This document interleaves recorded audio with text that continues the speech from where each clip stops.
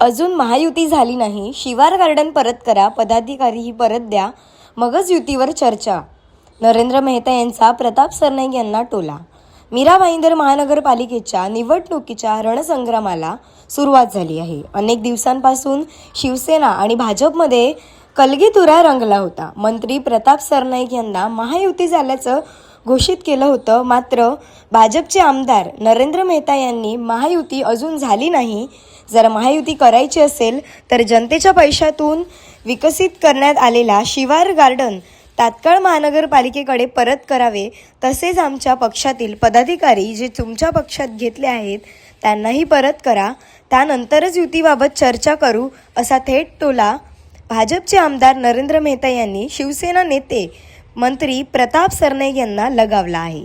शिवार garden हा सार्वजनिक निधीतून उभारलेला प्रकल्प असून त्याचा वापर व नियंत्रणाबाबत अनेक दिवसांपासून वाद सुरू आहेत.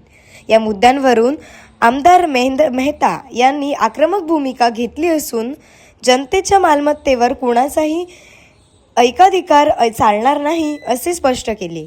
तसेच भाजपमधील काही पदाधिकाऱ्यांना अन्य पक्षात प्रवेश दिल्याचा आरोप करत मेहता यांनी युतीसाठी अटी मांडल्या. आधी सार्वजनिक मालमत्ता परत करा आणि आमचे पदाधिकारी परत द्या, मगच युतीवर सकारात्मक चर्चा होऊ शकते, असे त्यांनी ठामपणे सांगितले. या वक्तव्यामुळे मीरा भाईंदरमधील राजकीय वातावरण तापले असून आगामी निवडणुकांच्या पार्श्वभूमीवर भाजप शिवसेना यांच्यातील तणाव पुन्हा एकदा उफाळून आला आहे. ब्युरो रिपोर्ट, सिंधु प्रभात, मीरा भाईंदर. ऐसा है, महायुति पहली बात तो चर्चा करने का महायुति हुई नहीं है और महायुति हो इस विचार के हम भी है, लेकिन क्या अगर हम गलत है तो हमारे साथ वो महायुति अभी तक तो हमको गालियां दे रहे थे और आज महायुति की बात कर रहे, मतलब वो समझते कि जनाधार भाजपा के साथ है और भाजपा ने जो जो निर्णय लिए वो सही है, लेकिन कुछ चीजें हमारी शर्त है. एक तो हमें शिवार गार्डन वापस चाहिए. सबसे पहले तो जो पब्लिक की जमीन हड़पी है वो आपको जनता को देना होगा, नहीं तो महायुति करने के बाद जनता के मुद्दों का क्या होगा.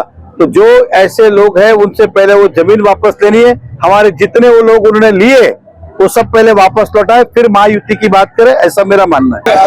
आता मला निरोप मिळालेला आहे आणि त्या निरोपाच्या अनुषंगानं स्थानिक नेत्यांशी चर्चा करून लवकरात लवकर अंतिम निर्णय घेऊ. कारण 30 तारखेपर्यंत फॉर्म भरायचे आहे. उद्या परवालाच आम्ही त्याविषयी चर्चा करू आणि चर्चा करून अंतिम निर्णय.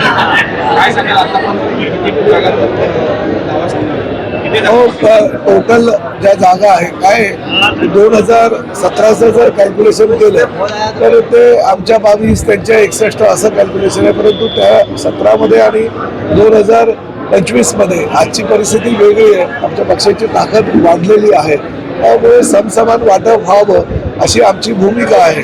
परंतु तरी सुद्धा भारतीय जनता पार्टी हा मोठा पक्ष आमच्या सोबतचा आहे, तर त्यांनी जरी थोड्याशा जास्त जागा घेतल्या तरी हरकत नाही, परंतु युती व्हावी आणि ती सन्मानपूर्वक व्हावी अशी माझी इच्छा आहे.